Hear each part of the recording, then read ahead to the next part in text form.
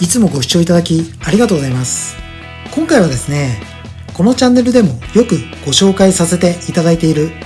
メルセデス・ベンツ 500E なんですけども、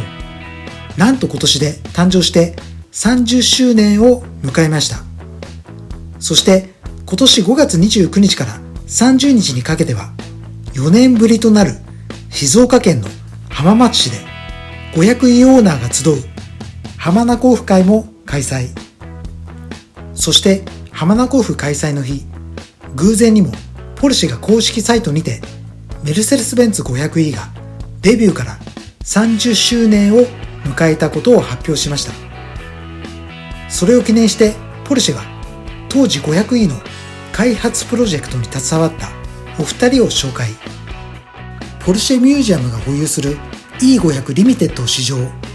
そしてエンジンルームを見ながら当時の思い出を振り返っている内容となっております。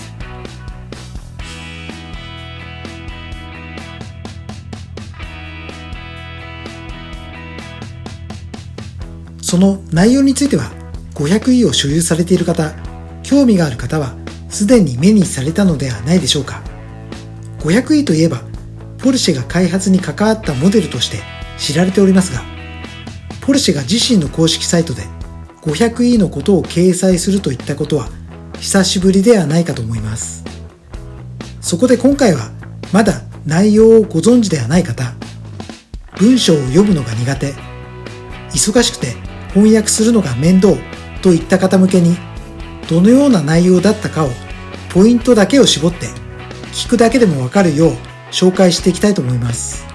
当時 500E の開発に携わった開発陣の奮闘、そして複雑な生産工程によって 500E が組み立てられた話、当時衝撃を受けたエピソードなど、すでに掲載内容をご存知な方も改めて 500E の魅力と思い出を振り返っていけたらと思いますので、ぜひ最後までご覧ください。では早速始めていきたいと思うんですけども、今年5月29日、ポルシェの公式サイトにて今年で30歳を迎えたメルセデス・ベンツ 500E のことが紹介されておりました。 500E は1990年に開かれたパリモーターショーで W124 シリーズの高性能モデルとしてツーリングセダンの快適さとスポーツカーの性能を組み合わせた 500E を初公開。販売は1991年の春と伝えられており、今年2021年で販売開始から30年を迎えたことになります。今ではクラシックなステータスに達した 500E を記念して、ポルシェは当時 500E の開発プロジェクトに携わったポルシェのプロジェクトマネージャー、そしてプロトタイプ開発のマネジメントを担当した開発陣から当時の 500E 開発の様子を伝えています。ドイツのシュツットガルトにはメルセデス・ベンツミュージアムという博物館があるんですが、同じドイツのシュツットガルトにポルシェミュージアムという博物館もあるんですね。そのポルシェミュージアムにポルシェが全ての 500E 開発に携わった証として、世界限定500台と言われるサファイアブラックの最終型1995年式 E500 リミテッドをポルシェミュージアムが保有し展示されているそうです。ポルシェが 500E 開発に全面的に関わるきっかけとなったのが1980年代後半、当時のポルシェは輸出事業からの収益の減少、生産の減少、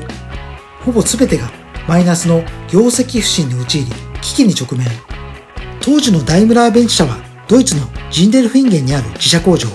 124型生産ラインが能力不足だったこともあり、ポルシェに速いツーリングサルーンの設計を依頼。ダイムラーベンツ社とポルシェとの協力タイミングはこれ以上ないほど良いものだったそうです。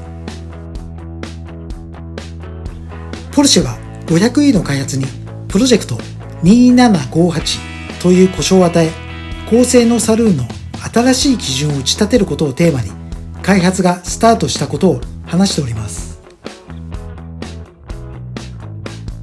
まずポルシェはダイムラーベンツ社から開発契約書を受託し、その内容とは W124 をベースとした実験モデルの開発。ポルシェは W124 のベースがあるため、車を一から作る必要はなかったものの、ルマン24時間レースを制したザウバーメルセデス C9 に積まれていた M119 ユニット、R129 型 500SL にも搭載された M119 ユニットを W124 のボディに搭載させる構想だったため、エンジン以外の全ての周辺機器もここに収めなければならず、フロアトンネル及びバルクヘッド部の拡大を行うとともに、トランスミッション及びエキゾーストシステムのスペースを確保、エキゾーストシステム自体も見直され、重量あるユニットの補強対策、また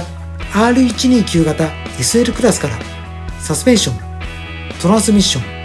ステアリングギアボックス、ブレーキ等を流用するための構造変更、パワーを伝達するディファレンシャルも大型だったため、乗車定員が4名になったことも話しています。とにかく車両の全ての領域に手を入れなければならず、課題は盛りだくさんだったようです。ベース車両の改修は手作業で行われたことも話しており、これにより 500E は W124 ベースモデルに対し車幅が 56mm ワイドとなり、車高が 23mm ダウン。そのことで通常の W124 製造ラインでは 500E を乗せることができず、メルセデス・ベンツはジンデルフィンゲン自社工場製造ラインの改修課題に直面。しかし、1日数える程度の生産体制だったため、わざわざ製造ラインを改修するのは非効率との判断もあり、この先の話に出てくるポルシェ製造ラインとメルセデス製造ラインとを行き来するという非常に手間のかかる工程を続け、500E が作られていったようです。500E の生産は明確に定められていたそうで、メルセデス・ベンツがジンデルフィンゲン自社工場からポルシェのツッフェンハーゼン工場へホワイトボディを供給。ポルシェはこれらのコンポーネントと 500E 専用フロントフェンダーなど社内で製造された部品を使用しボディを組み立て、その後車体はメルセデス・ベンツのジンデルフィンゲン工場に一旦戻り、そこで塗装が行われ、その後車両は再びポルシェのツッフェンハウゼン工場へ戻り、最終的な組み立てとエンジンの取り付け、チューニング、検査検品などを行い、再度メルセデス・ベンツへ戻すといった工程だったため、1台の製造プロセスには18日かかり、それぞれの 500E はツッフェンハウゼン工場とジンデルフィンゲン工場間を2往復したと開発陣は語っています。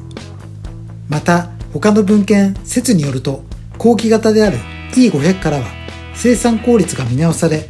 1往復となったようです。ポルシェは5リッター V8 エンジン搭載に伴い理想の重量配分を実現するため、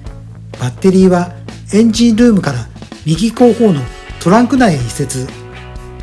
前後トレッド幅が拡大したことで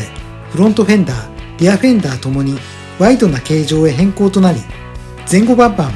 500E 専用デザインとなりました。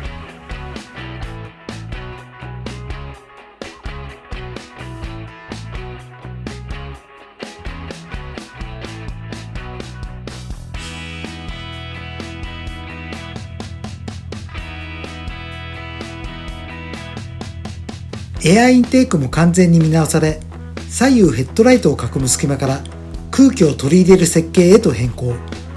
ポルシェは最終的に 500E 開発の 90%、